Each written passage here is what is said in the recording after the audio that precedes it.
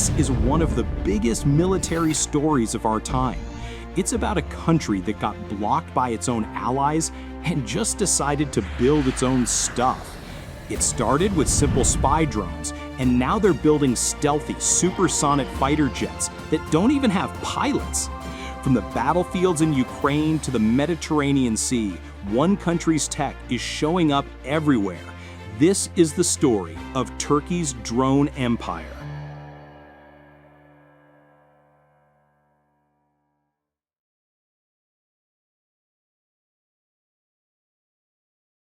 The story begins with a problem. For decades, Turkey was locked in a brutal fight against PKK terrorists in rugged, mountainous terrain. They badly needed an eye in the sky. But the drones they could get, like the American Nat 750 and Israeli Heron, came with heavy restrictions. Allies would often refuse to sell them armed versions or would limit where and how the surveillance data could be used. This was a huge strategic weakness, and it was unacceptable. Fueled by a history of arms embargoes and a fierce drive for self-sufficiency, Ankara decided it had no choice but to build its own drones. The first efforts, like the TAI-ANKA program, were difficult and had to rely on foreign engines and sensors, but a few private companies were about to start a revolution. Then came the breakthrough. From a family-run company called Baykar came a drone that would become a global icon, the Bayraktar TB2. It wasn't the biggest, fastest, or most advanced drone in the world, but it was something far more important: cheap, incredibly reliable, and lethally effective. Paired with lightweight, precision-guided smart munitions from Roketsan, the TB2 began to dominate battlefields. In Syria, Libya, and Nagorno-Karabakh, it hunted and destroyed advanced Russian-made air defense systems and heavy armor. And in Ukraine, it became a symbol of resistance, with people writing folk songs about it.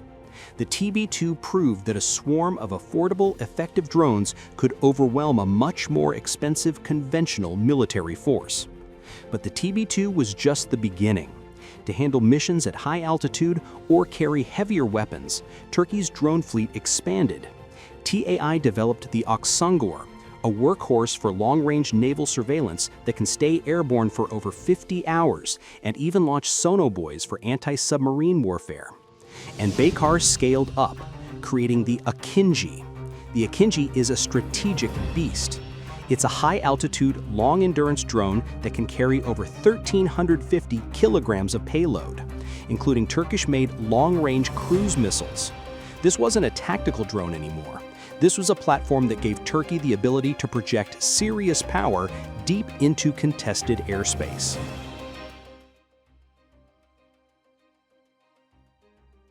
And this is where the story enters the next generation. Forget propellers. Turkey is now all in on jet-powered, low-observable, unmanned fighter jets. Meet the Bayraktar Kızılelma, or Red Apple. Kızılelma is a supersonic, stealthy combat aircraft designed to take on the most dangerous missions. It can dogfight, conduct deep strike attacks with weapons from its internal bays, and suppress enemy air defenses, all without risking a pilot. Running on a parallel track is TAI's Anka 3. If Kızılelma is the fighter, Anka 3 is the assassin. It's a stealthy, flying wing design focused on deep penetration and intelligence gathering in the most heavily defended enemy territory. But where will these new jet drones operate from? The answer is another game changer, the TCG Anadolu. Originally designed for F-35 jets, Turkey has converted it into the world's first dedicated drone carrier, a floating airbase that can deploy a fleet of armed drones far from Turkish shores. This new hardware is part of a new doctrine, the loyal wingman. Manned fighters like Turkey's indigenous Khan will act as airborne command centers, while unmanned autonomous wingmen like Kızılelma and Anka 3 fly ahead, taking on the highest risks and creating a massive force multiplier effect. From a nation dependent on restricted foreign technology to a global leader and top-tier exporter, Turkey's journey in unmanned aviation has been nothing short of a revolution.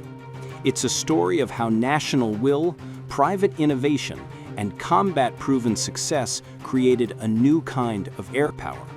Through what many now call drone diplomacy, Turkey has secured not just its own defense, but a powerful new tool of geopolitical influence. The drone empire has arrived. What part of Turkey's drone program do you find most impressive? The combat-proven TB2 or the futuristic Kızılelma? Let us know in the comments. And for more deep dives into the technology that is shaping our world, be sure to subscribe to Policy Pulse.